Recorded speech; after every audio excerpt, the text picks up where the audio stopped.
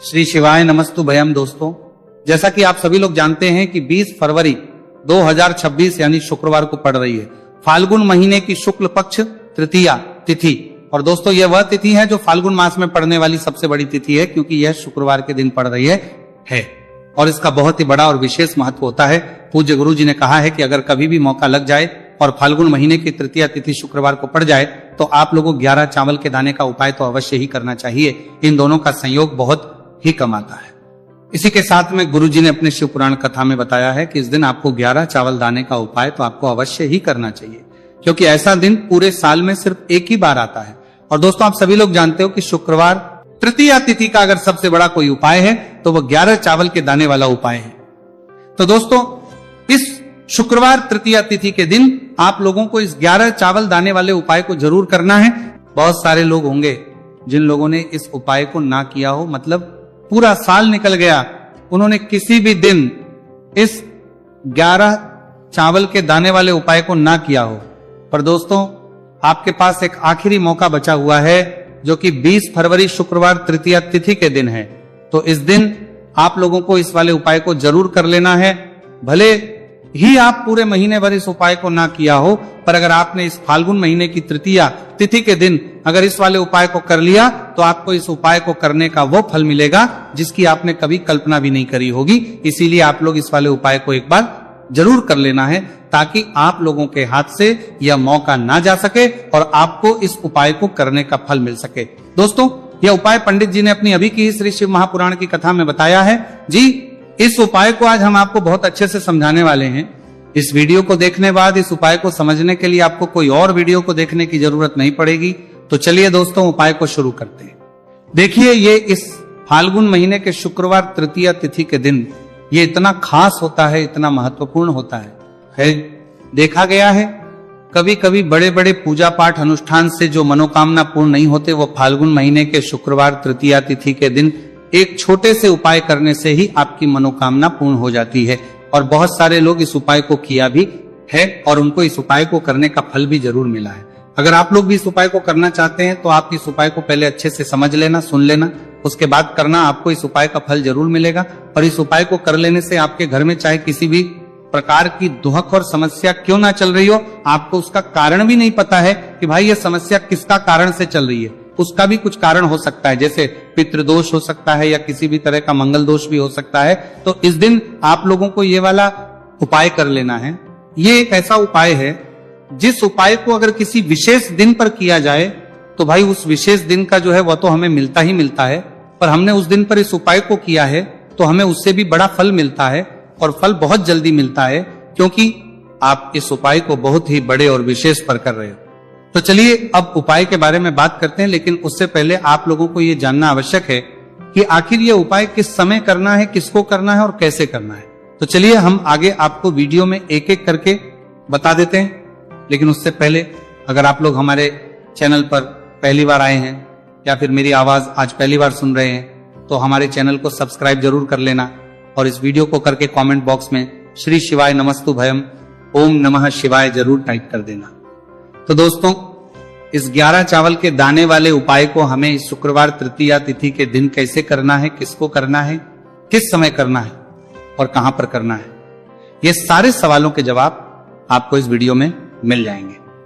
और जो ये वीडियो देखेगा भाई उसको 11 चावल के दाने वाला उपाय जरूर करना चाहिए, क्योंकि इस दिन एक चावल के दाने का बहुत ही बड़ा और विशेष महत्व होता है। और जब बात आ जाए 11 चावल के दाने की तो ये सोने पर सुहागा वाली बात हो जाती है और ये एक बहुत ही बड़ा उपाय हो जाता है इस शुक्रवार तृतीया तिथि का। तो अब दोस्तों, इस 11 चावल के दाने वाले उपाय को आखिर करना किसको है, सबसे पहले हम लोग वो बात जान लेते हैं।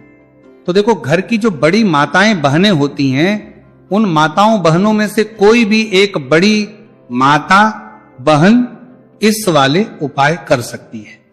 और दोस्तों, अगर आप चाहे तो अपने घर में से सभी सदस्यों को भी इस उपाय को करवा सकते हैं। अगर किसी व्यक्ति की खुद की कोई मनोकामना है, खुद की कोई दुख और परेशानी है जो कि वह अपने लिए ही करना चाहता है, इस वाले उपाय को तो वो खुद अपने लिए भी कर सकता है। बाकी अगर कोई घर में से ऐसा है जो कि अपने पूरे घर परिवार की सुख और शांति के लिए ये वाला उपाय करना चाहता है तो भाई वो भी कर सकता है, उसमें भी कोई दिक्कत वाली नहीं है। कहने का मतलब यह है कि इस उपाय को हर एक सदस्य भी कर सकता है और पूरे घर परिवार के सदस्य के लिए घर की बड़ी माताओं बहनों में से कोई एक माता बहन भी कर सकती है। माताएं बहनें अगर घर में उपस्थित ना हो या वो ये वाला उपाय ना कर पा रही हो तो फिर घर का कोई बड़ा सदस्य भी इस 11 चावल के दाने वाले उपाय को कर सकता है, चाहे फिर वो पुरुष ही क्यों ना हो, उसमें कोई भी दिक्कत वाली बात नहीं है। अब दोस्तों इस 3 बल के दाने वाले उपाय को हमें करना कहां पर है? हमें इसे शिव जी के मंदिर में जाकर करना है। बहुत सारे लोग प्रश्न करते हैं हर एक उपाय को करते समय, क्या हम इस उपाय को घर पर कर सकते हैं? तो इस वाले उपाय को आप घर पर नहीं कर सकते हो। इस वाले उपाय को करने के लिए आपको शिव जी के मंदिर ही जाना पड़ेगा। उसके बाद में दोस्तों जो अगला प्रश्न निकल कर आता है वो ये आता है, इस उपाय को लेकर के आखिर इस उपाय को हमें किस समय करना है? सुबह के समय करना है कि शाम के समय करना है? तो देखो इस वाले उपाय को आप लोग सुबह के समय भी कर सकते हो और शाम के समय प्रदोष काल में भी कर सकते हो। अब अगर आप पूछो कि भाई साहब सबसे उत्तम समय कौन सा रहेगा इस 31 चावल के दाने वाले उपाय को करने का, तो हम आपसे बस यही कहेंगे कि इस उपाय को आप सुबह के समय करेंगे तो ज्यादा बेहतर होगा। बाकी अगर प्रदोष काल शाम के समय भी करेंगे तो भी अच्छा होगा, उसमें कोई भी दिक्कत वाली बात नहीं है। तो अब दोस्तों अगली सबसे बड़ी और महत्वपूर्ण बात आती है, वो यह आती है कि सुबह अगर हम उपाय को करेंगे तो हमें कितने बजे से लेकर कितने बजे तक के बीच में करना है, और शाम के समय प्रदोष काल में करेंगे तो हमें कितने बजे से लेकर कितने बजे के बीच में करना है। तो देखो सुबह जितनी जल्दी हो सके आप उपाय को करने की कोशिश करना। बाकी अगर किसी कारणवश लेट भी हो जाओ थी, देर भी हो जाए तो 10 या 11 बजे तक भी आप उपाय कर लेना, पर 12 बजे से ज्यादा देरी ना हो, ठीक है, इस बात का ध्यान रखना। उसके बाद में दोस्तों अगर शाम के समय प्रदोष काल की बात करें, प्रदोष काल का जो समय है होता है वह शाम के 6 बजे से शुरू हो जाता है।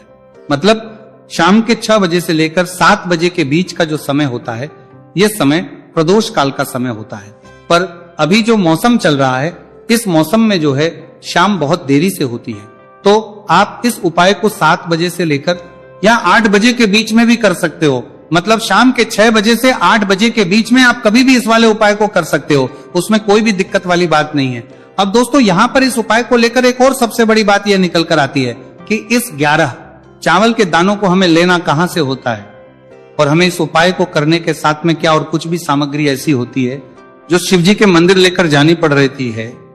तो देखो यहां पर हम आपको बता दें, सबसे पहले आप लोग ये जान लो कि ये जो 3 चावल के दाने वाला उपाय है, सिर्फ और सिर्फ आप उपाय की सामग्री लेकर कभी भी शिव जी के मंदिर मत जाना, क्योंकि हमें भगवान के सामने ये नहीं दर्शा है कि अगर हम भगवान शिव जी के मंदिर आए हैं तो अपने फायदे के लिए आए हैं। तो इसलिए जो भी पूजन सामग्री है, उपाय सामग्री है 11 चावल के दाने, इसके साथ में आपको पूजन सामग्री भी जरूर लेकर जाना है। देखो अगर सुबह के समय उपाय कर रहे हो तो सीधी सी बात है, 1 लोटा जल तो आप लेकर जाओगे ही जाओगे। वही 1 लोटा जल अगर मिट्टी का जल हो तो बहुत अच्छा रहेगा। मिट्टी का जल कैसे बनाता है इसके लिए हमने पहले से बहुत सारी वीडियोस बना दी है आपके पास। इस दिन एक आखिरी मौका रहेगा, मिट्टी का जल शिव जी पर चढ़ने का और उपाय को करने का बहुत बड़ा आपको इस दिन फल मिलेगा। तो इसीलिए इस दिन हो सके तो भाई मिट्टी का जल चढ़ाना, तो अपने साथ में कम से कम 1 लोटा जल तो आपको लेकर जाना ही जाना है। अगर मिट्टी का जल नहीं है तो घर का जल भी आप इस्तेमाल कर सकते हो। इसके अलावा जो भी पूजन सामग्री है, देखो 11 के दाने ये अलग आपके रहेंगे और जो आपकी पूजन सामग्री रहेगी वो अलग रहेगी। पूजन सामग्री में आप जो भी चीज लेकर जाना चाहे वो लेकर जा सकते हैं। एक बेलपत्र भी लेकर जा सकते हैं, उसमें कोई भी दिक्कत वाली बात नहीं है। वहीं अगर हम बात करें शाम के समय की, तो शाम के समय शिव जी पर जल नहीं चढ़ता है, इसीलिए शाम के समय आप लोग एक दीपक तैयार कर लें जो कि गोल तीखा आटे का शुद्ध देसी गाय का घी का होगा, है ना। इस बात का आप लोगों को ध्यान करना है। और इस दीपक को आपको घर से जलाकर नहीं लेकर जाना है, भगवान शिव जी के मंदिर में जाकर ही जलाना है।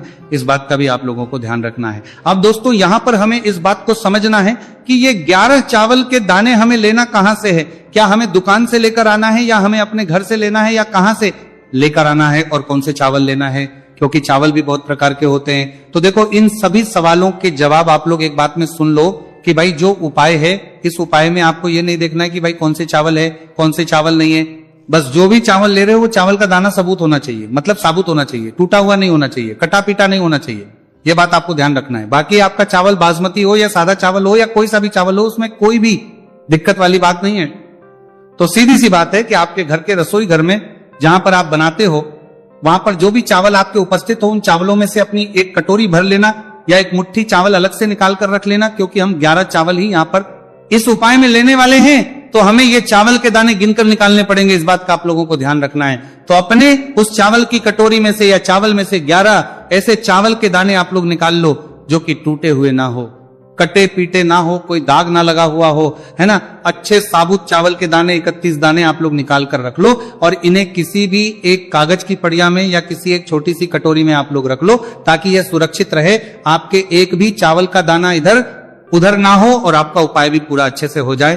तो भाई जैसे ही आपका उपाय की जो सामग्री है 11 चावल के दाने ये तैयार हो जाते हैं, उसके बाद में आपको जो भी अपनी पूजन सामग्री है, सुबह समय कर रहे हो तो एक लोटा जल और एक बेलपत्र या पूजन सामग्री जो लेकर जाना चाहो उसकी भी तैयारी कर लेना, और शाम के समय जा रहे हो तो भाई अपना जो दीपक है उसे तैयार कर लेना, ठीक है।